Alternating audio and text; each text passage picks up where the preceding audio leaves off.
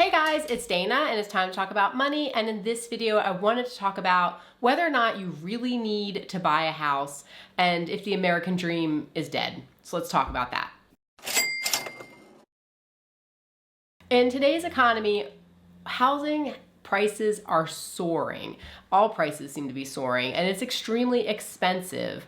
In 2024, a household earning a US income of $83,000 would need to spend 41.8% of their income on a house. And that is far above the recommended 30% or 25% of your income on housing. So prices have gone way up. In April of 2025, the Wall Street Journal said that pending home sales dropped 6.3%. That's down 2.5% from the same time last year. So obviously the data proves less and less people are buying homes. Now, I wanted to say this sort of at the top here, that I fully believe that you are not a loser if you can't buy a house by the age of 35. I think a lot of people have this expectation that in order to be, keeping up with their friends and, their peers, that they need to be owning a home by a certain age, or once they get married, that next step is then to purchase a home, and if they don't, they are somehow a loser. And I actually completely disagree with that. It's true that you could have $1 million in your retirement account and be completely debt-free, and that you would not own a home, and that would not make you a loser, right? So I just wanted to say that at the very top here, that I think that's really important, that shifting mindset hopefully is occurring among many people, that you don't have to have that home ownership to still be wealthy or successful. Or to me, success is freedom, financial freedom. Sometimes even renting, in my opinion, is better, because when you're younger, you don't have any family, any children, you can move around more readily. You can switch jobs and move to a different city and go where the higher income is, or just to travel more. And so if you're not owning a home and having that home maintenance and lawn upkeep, then you'll be able to have much more freedom. Now, if you have debt, home ownership is another form of debt. Yes, some people say it's good debt versus bad debt, but it's still a debt. So if you have a lot of debt, really probably the last thing you want to be doing is adding on to your debt by purchasing a home and taking out a rather large mortgage with a payment that you can barely afford. Focus on getting out of debt first. At all costs, you want to get out of debt. You want to boost your income however way you can. You want to build an emergency fund. You don't want to go into buying a house, because I think a lot of people are, thinking, oh, I'm going to buy a house because that's the next step. That's going to help me build assets. But they don't take into account all of the repair and maintenance and upkeep and taxes and all the things that go with home ownership that are extremely expensive. Your oil bill, there's just a lot of extra things there that you don't have to deal with when you're renting.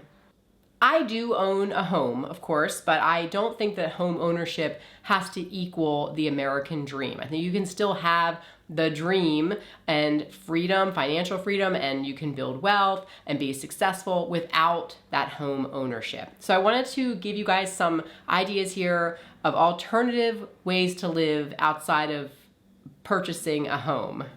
First is van life or RVing. I do watch several YouTube channels of people who live the van lifestyle. I think that you want to be safe, of course, but that has had a huge boom. Tons of people living their lives that way and loving it.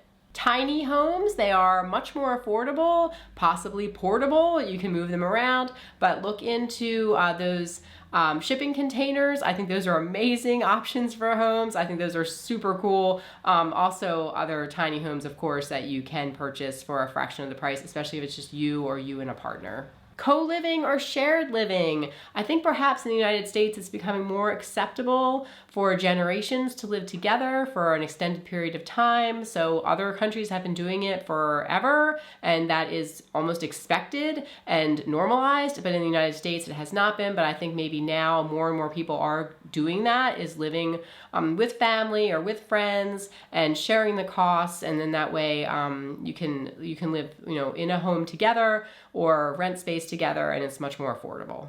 House hacking. Maybe you have a friend that did purchase a house and they are, wanting to rent out the rooms within their home. You can do that, or you can be the one, if you can afford the home, to rent out the rooms to your friends. However, just be careful if they all move out that you're still able to pay that mortgage payment.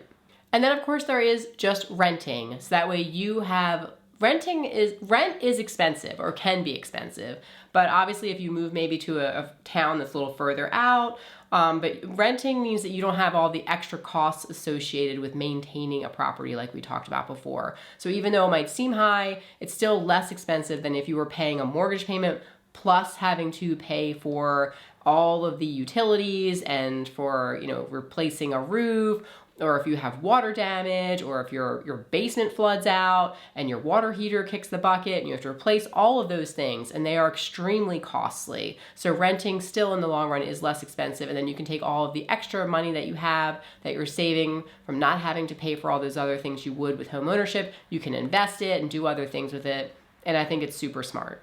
So since we were talking about assets, let's talk about assets that you can build without debt. So first is to work on your retirement accounts, perhaps through your work, your 401k. Those are assets, so put money towards those, increase your percentage of your contribution, and you'll be able to build that up without going into debt. You can start a small business, or you can do a side hustle to build assets. Etsy shops are extremely inexpensive to open, and who knows, it could become $1 million business. Invest in index funds or retirement accounts. Make sure that you are contributing at least a little something, or maybe you can go ahead and increase your percentage through your work of your 401k. But this is certainly something that you can focus on other than home ownership. Next is to invest in yourself. Take courses, increase your skills so that you are more marketable and that you can earn more money and boost your income. So spending money on your own personal development and your skills is incredibly important in my opinion, and it's a good place to put your money. Okay, now home ownership is not a moral achievement. You don't have to own a home to achieve the American dream or any dream. It doesn't have to be the dream.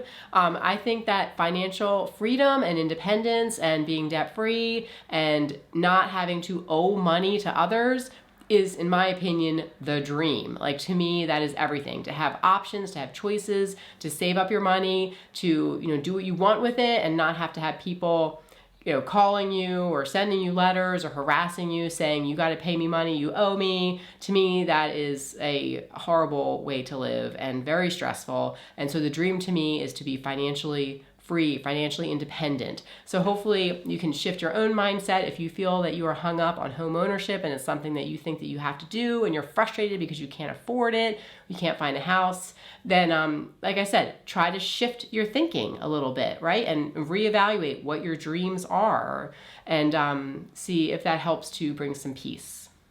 The majority of residential real estate is owned by the baby boomers at this time. And over the next 10 to 20 years, there will be a shift in that wealth. So more of the younger generation is going to be inheriting potentially a large chunk of real estate.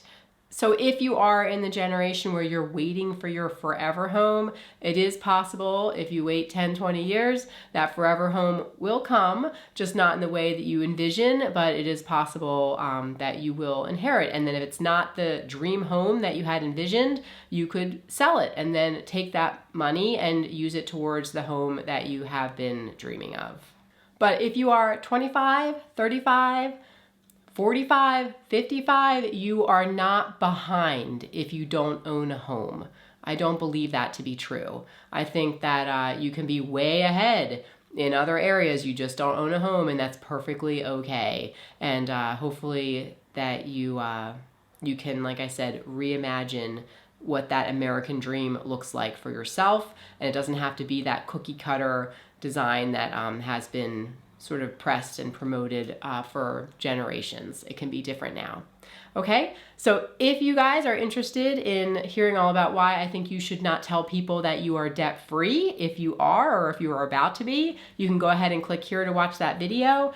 And if not, I'll see you in the next video. Okay, talk to you soon. Bye. Okay, and I have been sick. I've had a cold for like a congestion for like a week. And so I was hoping it would all clear up so I could film this video with a strong voice and, you know, not feel like I'm sweaty and yucky, but I just had to film. So I apologize if my voice was a little off. That is the reason why. Hopefully I will get it together and start to feel better by next video. Okay, thank you guys for watching. Okay, bye.